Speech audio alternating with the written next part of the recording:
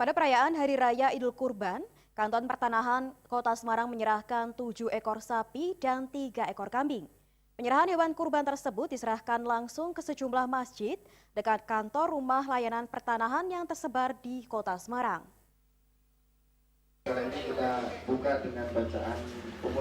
Kepala Kantor Pertanahan Kota Semarang Johanar bersama Kepala Kantor Wilayah BPN Provinsi Jawa Tengah menyerahkan 7 ekor sapi dan 3 ekor kambing sebagai hewan kurban.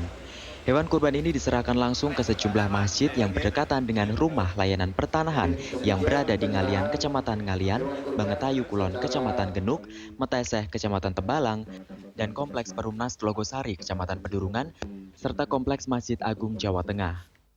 Kepala Kantor Wilayah BPN Provinsi Jawa Tengah Heri Santoso mengatakan kegiatan ini rutin dilakukan setiap Hari Raya Idul Adha. Pihaknya berharap seluruh kantor pertanahan di Jawa Tengah dapat melaksanakan penyaluran maupun penyembelihan hewan kurban. Koordinasi dengan seluruh kantor pertanahan di seluruh Jawa Tengah dikoordinir oleh masing-masing ex-karesiden itu menghimpun dan dikumpulkan di Kanwil bersama-sama termasuk dari kota. Kami berpartisipasi ke BPN pusat itu sebanyak 2 ekor sapi, dari Kanwil 1 ekor dan dari Kota Semarang 1 ekor. Sementara itu penyerahan 6 ekor sapi dan 3 ekor kambing satu persatu diserahkan ke masjid-masjid yang berdekatan dengan keberadaan rumah layanan. Tahun 2016 ini kita ada 7 sapi, 3 kambing. Jadi terutama kita bagikan ke Masjid Agung Jawa Tengah 1, terus rumah layanan 4, jadi semuanya 5. 7 dari 7 itu ada 1 nanti kita kirim ke pusat. Jadi tinggal 1 sapi dan 3 kambing itu nanti kita sembelih di kantor dan selanjutnya akan kita bagikan ke karyawan dan tetangga sekitar terutama di belakang kantor Kota Semarang. Atas niat baik dari Badan Pertanahan Kota Semarang ini, pihak takmir masjid berterima kasih atas hewan kurban yang sudah diterimanya. Edi Rahmat, Semarang TV. Wali Kota akan tindak tegas pindah pedagang Pasar Jomulyo. Beritanya usai jeda, tetaplah bersama kami.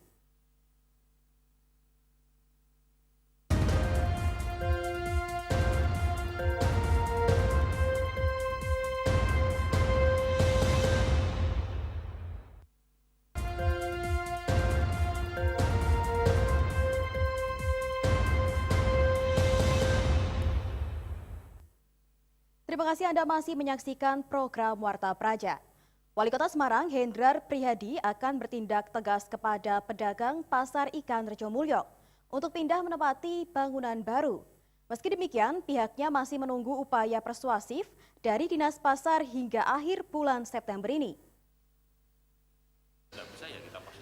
Ada batas waktu dong.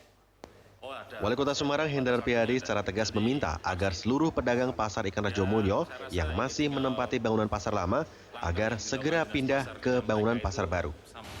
Pasalnya, lahan bekas Pasar Jomulyo lama akan dialihfungsikan untuk ruang terbuka hijau. Wali Kota menjelaskan saat ini pemerintah kota masih menunggu upaya persuasif yang dilakukan Dinas Pasar dengan para pedagang Pasar Ikan Rejomulyo. Hingga kini pihaknya belum menerima laporan dari Dinas Pasar seberapa jauh hasil mediasi yang dilakukan. Meski demikian, Hedi mengaku akan bertindak tegas apabila upaya persuasif yang dilakukan Dinas Pasar tidak membuahkan hasil. Pasalnya, bangunan baru Pasar Jomulyo yang dibangun dengan megah tersebut telah menghabiskan anggaran hingga miliaran rupiah. Selain itu, lahan yang digunakan pedagang Pasar Ikan Rejomulyo lama bukan peruntukannya untuk berjualan. Nanti kalau persuasif nggak bisa ya kita pasti tegas. Ada batas waktu dong. Oh ada, pasti ada. Batas waktunya ada. Nanti pasti. Kapan, Pak? Ya saya rasa ini tinggal langkah yang dilakukan Dinas Pasar dengan mereka itu sampai seberapa jauh karena belum laporan ke saya. Kalau Dinas Pasar mengatakan masih bisa Pak, ya sudah silakan teruskan komunikasinya dengan baik. Tapi kalau nggak bisa ya kita pasti akan buat keputusan yang tegas. Ya. Sejumlah alasan pedagang menolak pindah diantaranya lantai keramik bangunan pasar yang dinilai akan membahayakan para pedagang saat beraktivitas bongkar muat ikan. Selain itu juga, tanjakan menuju pasar terlalu tinggi sehingga kendaraan angkutan ikan dikhawatirkan tergelincir. Selain persoalan fasilitas bangunan, pedagang juga mengeluhkan saluran drainase yang tertutup dan terlalu sempit. sehingga membuat saluran air tidak lancar. Hirinana, Semarang TV. Pemerintah pusat melalui Menteri Dalam Negeri memberikan kelonggaran batas akhir waktu perekaman data KTP elektronik dari akhir September ini menjadi pertengahan tahun 2017 mendatang. Hal ini dilakukan lantaran masih banyak warga yang belum melakukan perekaman KTP yang mencapai 22 juta jiwa penduduk. Saat ini masih banyak warga yang belum melakukan perekaman KTP elektronik. Dari data yang dimiliki Kementerian Dalam Negeri, tercatat sebanyak 22 juta jiwa penduduk di berbagai daerah belum melakukan perekaman. Untuk itu, Menteri Dalam Negeri Cahyokumolo memberikan kelonggaran waktu kepada pemerintah daerah untuk merekam data warganya hingga batas akhir pertengahan tahun 2017 mendatang. Sementara itu, saat disinggung menyoal ketersediaan belangko KTP yang menjadi kendala di daerah, pihaknya menjelaskan stok belangko e-KTP di pusat sangat tercukupi. Pihaknya meminta masing-masing kota dan kabupaten yang belangkonya habis dipersilakan mengambil dari Jakarta. Prosedur pengambilan belangko KTP menurut Cahyo harus disesuaikan dengan jumlah warga yang sudah rekam e-KTP, bukan kebutuhan warga secara keseluruhan. Hal itu dilakukan karena dari pengalaman yang ada, belangko e-KTP menumpuk di suatu daerah karena jumlahnya melebihi data warga yang sudah rekam e-KTP. Yang 22 juta itu paling lambat pertengahan tahun depan sudah minimal merekam. Dari kota, kabupaten yang belangkonya habis, segera mengambil ke Jakarta. Saya kira soal belangko itu cukup tercukupi, hanya karena keterbatasan alat dan sebagainya yang tidak bisa langsung jadi. Sementara Wali Kota Semarang Hendrar Prihadi menjelaskan, hingga saat ini warga banyak mengeluhkan tentang proses pembuatan e-KTP yang tidak langsung jadi dan membutuhkan waktu lama. Pihaknya akan berkoordinasi dengan kementerian dalam waktu dekat akan bergerak aktif meminta belangko KTP elektronik di pemerintah pusat. Keluhan ini tadi sudah kita sampaikan pada Pak Mendagri. Pak Mendagri menyampaikan kalau untuk belangko nggak usah khawatir. Kalau perlu Pak Wali datang sendiri ke Jakarta untuk bisa mengambil belangko sesuai kebutuhan Semarang. Jadi ini sudah ada template tanggung jawab dari Pak Menteri.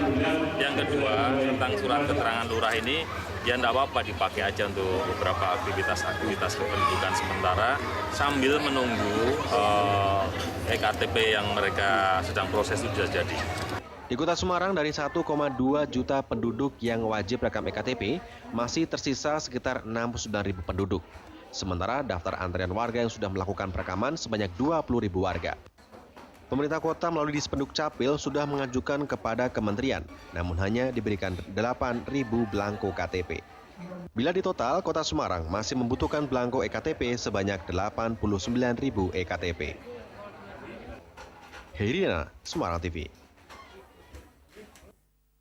Di saat pemerintah pusat melakukan pengetatan anggaran dengan membatasi perjalanan dinas ke luar negeri, Sekda dan Kepala Dinas Pengairan Energi dan Sumber Daya Mineral DPESDM Wonogiri akan berangkat ke Inggris. Sekda Wonogiri Suharno mengatakan, selama 4 hari mulai 25 September 2016, Sekda dan Kepala DPESDM akan mengikuti konvensi Geopark tingkat dunia yang diselenggarakan UNESCO di Inggris. Mengingat, Wonogiri merupakan salah satu penanggung jawab Geopark Gunung Sewu selain Kabupaten Pacitan dan Gunung Kidul. Dalam konvensi di bawah koordinasi Kementerian Pariwisata ini, salah satu agendanya memberi penilaian kepada calon anggota Geopark UNESCO, yakni Geopark Danau Toba dan Geopark Rinjani. Agenda lain adalah terkait pengelolaan Geopark, laporan perkembangan Geopark masing-masing anggota, serta studi banding Geopark di tempat konvensi. Adapun biaya akomodasi sebagaimana tahun lalu di Kanada, dibebankan kepada masing-masing daerah, sebab UNESCO hanya bertindak sebagai fasilitator. Mengenai keuntungan menjadi anggota Geopark UNESCO berupa akses wisata di tingkat dunia tentang Geopark yang layak dikunjungi, sebagai misal di Malaysia diarahkan ke Langkawi dan di Filipina ke Jeju.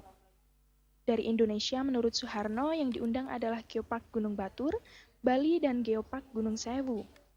Serta calon anggota Geopark UNESCO yaitu Geopark Rinjani NTB, Geopark Danau Toba Sumut, serta Geopark Raja Ampat Papua dan Marangin Jambi. Manajer geoarea masing-masing diundang dalam rangka konferensi selaku anggota member UNESCO untuk memberikan penilaian terhadap member yang akan masuk. Jadi sebagai contoh, jadi katakan sekarang ini akan masuk namanya Geopark Danau Toba dan Geopark Rinjani. Konferensi itu selama 4 hari.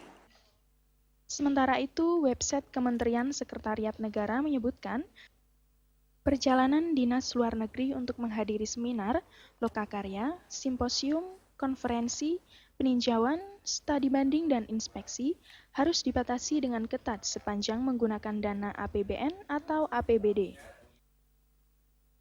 Bambang Widiartono, Semarang TV.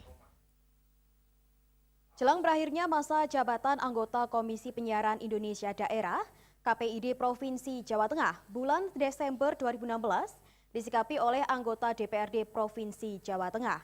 Pihak Dewan meminta proses pemilihan nanti, panitia seleksi dapat bekerja lebih profesional.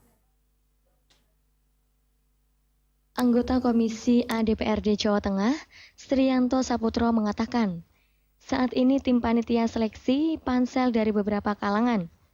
Selain diminta dapat bekerja lebih profesional, tim panitia seleksi diharapkan dalam proses penjaringan calon bisa tepat waktu yakni sebelum masa jabatan anggota KPID berakhir pada bulan Desember 2016. Tim sel sendiri meliputi beberapa kalangan yakni Ketua Majelis Ulama Indonesia MUI Jawa Tengah, Profesor Dr. Kiai Haji Ahmad Daroji, Kepala Biro Organisasi dan Kepegawaian Setda Provinsi Jawa Tengah Sudaryanto, kalangan jurnalis Amir Mahmud, LSM Erwidi Nugroho, dan Bonaventura Sulistiana. Sehingga harapan kami dengan sudah di SK-kan tim seleksi ini untuk segera bekerja, melakukan seleksi ya sesuai tentunya mengacu pada aturan perundangan yang ada, kemudian nanti dari hasil seleksi itu diserahkan ke Dewan, kemudian nanti Komisi A yang akan melakukan pemilihan. Lebih lanjut, dalam memilih calon nanti, tim juga diminta memperhatikan kapabilitas, integritas, dan kapasitas untuk mengisi jabatan di lembaga ini. Dengan demikian, fungsi KPID ke depan dapat lebih profesional. Rajif Saiful, Semarang TV. Jangan beranjak dari tempat duduk Anda, karena kami masih menyimpan berita menarik lainnya. Tetaplah di Warta Praja, saluran informasi pemerintahan dan pembangunan di Jawa Tengah.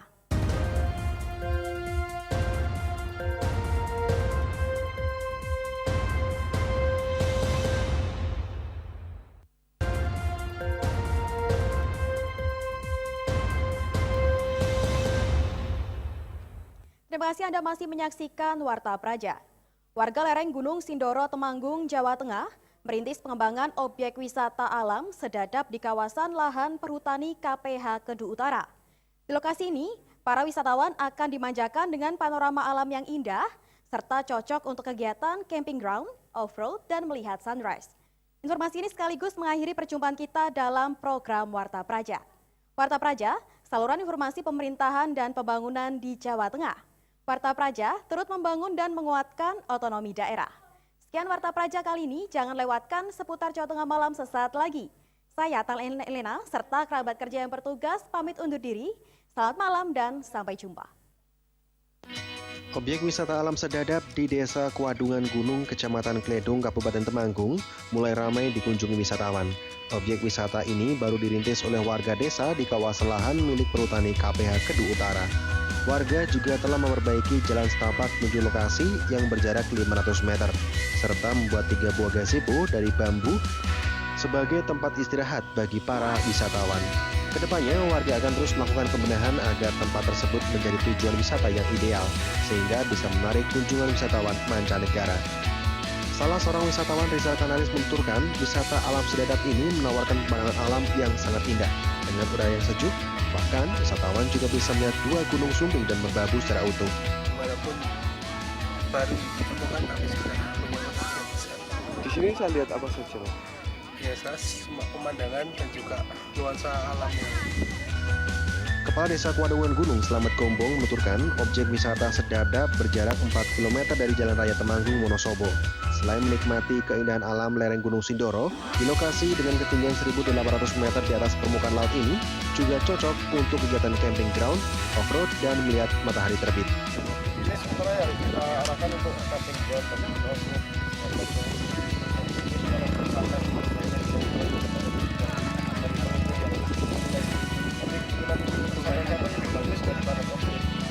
Wakil Bupati Temanggung Irawan Prastiadi sangat mendukung pengembangan objek wisata alam sedap ini. Untuk itu, tahun 2017 mendatang, rencananya Pemkab akan membangun infrastruktur di tempat wisata maupun jalan menuju lokasi. Sehingga wisata alam sedap menjadi tempat terindah di Kabupaten Temanggung dan menjadi pilihan wisatawan lokal maupun asing untuk berlibur. Untuk pengembangan wisata, memang untuk tahun 2017 dari pihak pemerintah Kabupaten Temanggung memang kita prioritaskan untuk pembangunan infrastruktur itu adalah kalau secara umum adalah mengarah ke pengembangan pariwisata, utamanya adalah wisata alam. Rio Budi Santoso, Semarang TV.